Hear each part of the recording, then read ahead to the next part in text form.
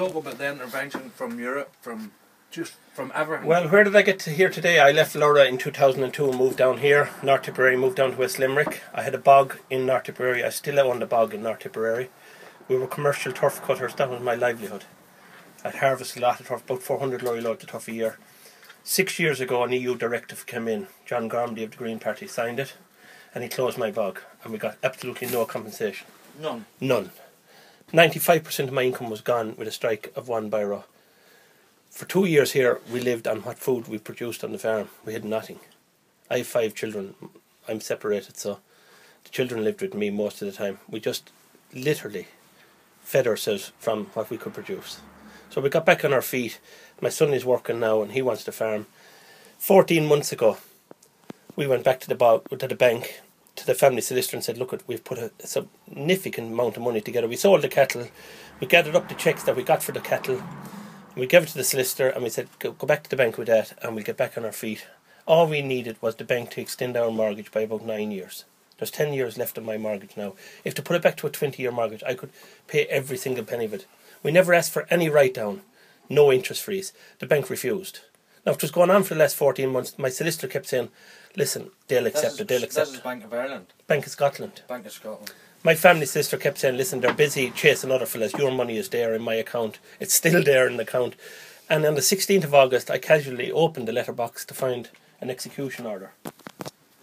And it took me about 10 minutes to catch my breath because I've helped a lot of other people, so I knew what an execution order meant. I rang the county registrar's number. It was a young chap. He was very pleasant and he just said, I'm sorry to tell you, but we're going to boot you out of your house. Now, he said, you either go yourself and we'll allow you to take whatever belongings you want, or we'll kick you out. And he said, even you won't take anything then, only the clothes on your back. The children's pets will be shot, put down, whatever it takes, you will not get them. You'll get nothing and you'll be dumped out on the road. So I said, sorry guys, we have a problem, so. And that was it. That's the last time I've spoken to him. I got my 5 children together and we said there was only one plan A. We were going to stand and stop this, because for the last 2 years I've lost 5 friends to suicide. 5 friends that I was helping with their financial troubles, and that's 5 too many. So we've begged other people to take a stand. In the last 6 months I've had 9 people from County Limerick come to me and said that they were going to be evicted, and all 9 handed back their keys before they were evicted. And I'm totally against that. Sorry guys, I've told these people to stand their ground, whatever it takes. So it took us about 5 minutes in the kitchen, the 6 of us, to decide we were going to do this. We came out, we blocked the gateway with silage bales. We rang neighbours and friends, and we're here since, and we're here 58 days. I haven't left the farm in 58 days. My youngest 2 children are still going to school. My youngest girl celebrated her 13th birthday on the 1st of October there. She's 13, that's my youngest. Not one political TD from any constituency of County Limerick, there's 3 constituencies in County, have even contacted me to see how the children are doing. Okay, I will ask you a question. I spent the night last night in Toomevara, and Toomevara has, as you know, an awful history of eviction. Yes. Going back over time. Yes. How do you view this eviction alongside evictions in the past? It's the same thing. We're 800 years been evicted. Yeah. And my grandmother, they went to evict her. My late father's father died when he was 6. He was the youngest.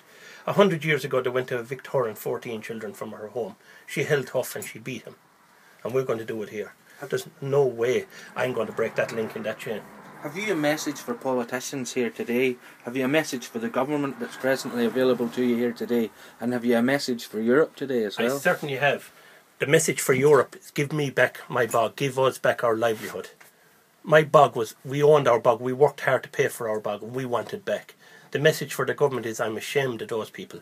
They are driving people into the ground every single day, and they are not going to stay killing our young people. Driving them into the ground there. And as far as the local politicians, I have nothing to say to them. They are just, as far as I'm concerned, a disgrace to themselves and to this country. And I can guarantee you, come the next election, when they come to my gate, they will leave fairly rapid.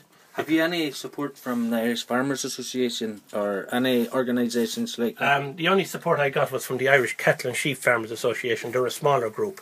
They are supporting me. I will not even mention the name of the large group because they told me they cannot support me because they cannot be seen to go against the bank. Okay. And this is a family home and this is a family farm. And we're more than capable of producing enough food and all and paying our way. We want to pay our way. And I tell you one thing, Let it take 20 years. The bank will eventually have to take the money here because I'm not leaving. That's sound. Okay, great stuff. Simple as that, my friend. That's the way we work. Jesus.